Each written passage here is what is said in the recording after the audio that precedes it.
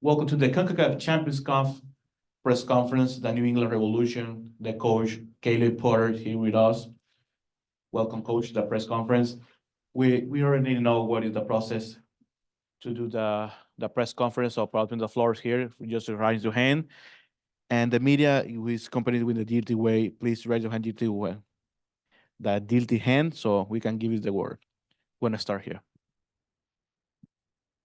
Hey, Caleb, obviously you guys were on the road for a long time through preseason and into the start of the season. So how valuable has it been for the group to get home these last few days and kind of have your established setup to prepare for this game? Yeah, it's massive just to be in market, to be in your home, sleep in your own bed, be around, your family. That work-life balance is important. We were on the road for 4.5 weeks straight. And I could see a buzz and an energy with the guys this week, kind of back at home and just knowing we have home games as well. We want to get off to a good start in all of our home games, starting with this, Concacaf Champions Cup and hopefully our ability to advance to the round of 16. It's our first time in front of the supporters and we want to make a good impression. Thank you. We're gonna pass with the DLT Wake press. We're gonna give you the word to Frank Tulapa.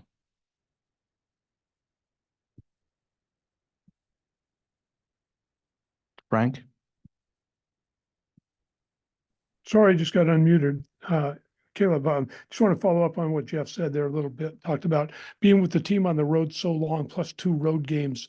What have you learned about this group so far? 1 or 2 things that stand out in your mind?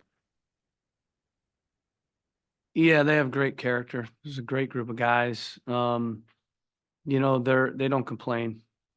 With some of the things we dealt with over the last 4.5 weeks, I've had teams and players that would have complained just because it was difficult. I won't go into everything, but just the manner of traveling all the way to Panama and riding in buses and some of the logistics with locker rooms and fields and everything, it wasn't perfect. And these guys never said a word. They're great professionals. And then on top of it, I told them this yesterday, all the things we had to deal with. And we were 71 minutes in at 1-1 against DC, down a man, 25th minute, all the things we had to deal with. And we still had that game in the 71st minute at 1-1. And so I think that's a testament to their character. And that's something they shouldn't forget. Obviously we'll want to forget the result overall. It obviously fell apart from there. It was a big ask, to go that long down a man and obviously with the travel and everything. But I wanted them to remember the character they showed to deal with the adversity in that game and to put it into a position where, I thought we would get a result out of the game. Next question, Seth McComber.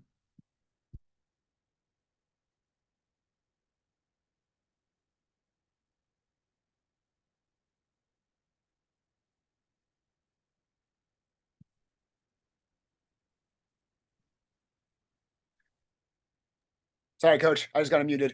Thank you for taking the time. Can you just talk about what's the conversation been like with Giacomo Vrioni this week? And can you give us a status on Bobby Wood? How's he looking and is he feeling good ahead of this week? Yeah, these guys are professionals. They've dealt with adversity. They've dealt with situations, ups and downs. And my conversation with Giacomo was simple. Let's learn from the mistake. He was very apologetic. He was remorseful. He apologized to the team. He apologized to me. He felt bad about it. He wanted to do well in the match, and it didn't go the way he wanted it to go, and it hurt the team. But there'll be a lot of times this year where players make mistakes, and we have to support him, and we have to support other players when they make mistakes. And there'll be a time when Giacomo finds a goal to win us the game, and I'm hoping it's Thursday. And that was my conversation with him. We still believe in him. We still support him, and we still have confidence in him. As far as Bobby Wood, Bobby Wood has a little bit of a knee, sore knee is the best way to describe it. Kind of a, chronic. It's nothing acute where he did anything, but it's, he's had a few knee surgeries over the years and he has a sore knee based on the, wear and tear of the preseason. So we gave him an injection of Synvix, which is a natural substance that they utilize to inject into knees. And usually we've seen great progress with guys in his situation after a couple of days. So he probably is not going to be available for this game, but we're hoping for Sunday that he will.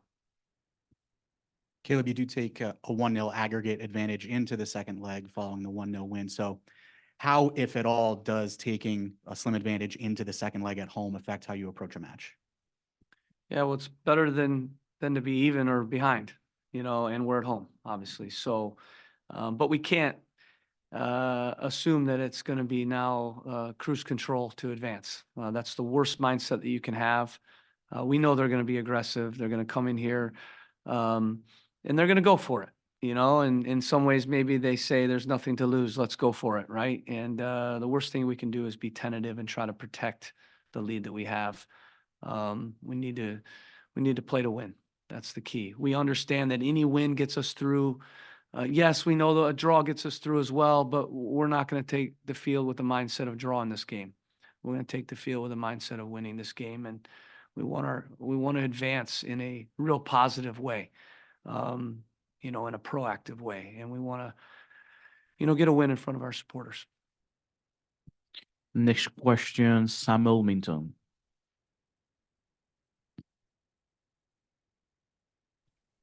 Hello, Caleb. Thank you for taking the time. I just wanted to ask, you're someone who's talked about wanting to bring trophies to this club, and, ESPN just reported that it's looking like your club, along with another group of clubs, won't be participating in the U.S. Open Cup. So I just wanted to overall get your thoughts on the tournament, and do you think that, clubs like yourself and MLS clubs should be participating in that tournament?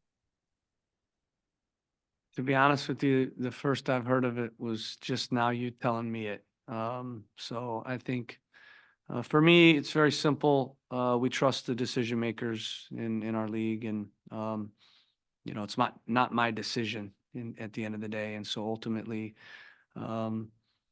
whatever decision they come up with, it's my job to now, prepare my team in whatever competition I'm in to win. And we're going to attack every single competition we're in and try to win trophies.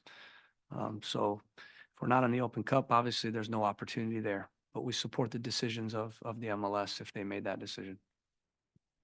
The last question is going to be Rich Thompson. There we go. Good afternoon, Caleb. Just comment on Matt Polster, what keeps him in the starting lineup, what you've learned about his style and the type of player he is. Yeah, he's just a great pro. He's a good player, very complete midfielder. He's a leader. He's, for me, he's an ideal player in one of the two double pivots in a 4-2-3-1. I think you've seen we've cycled some guys next to him. We have, different types of pieces and profiles. Matt's going to be a starter here. He's going to be a key player. We just have to settle on who's going to pair with him. We know Kay brings range and athleticism. Noel Buck is a young player, very talented. He can step into the attack and chip in goals. And Ian Harkes is a very good soccer player, very technical and smart tactically. So we have different profiles in the other player that we've kind of paired with Matt.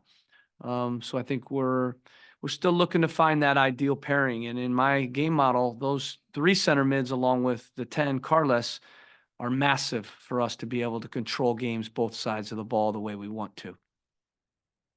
Thank you, Coach Porter, for being part of the Concacaf Champions Cup press conference for the New England Revolution. In a few minutes, going to be with us, Mike Polster. Thank you. Take care.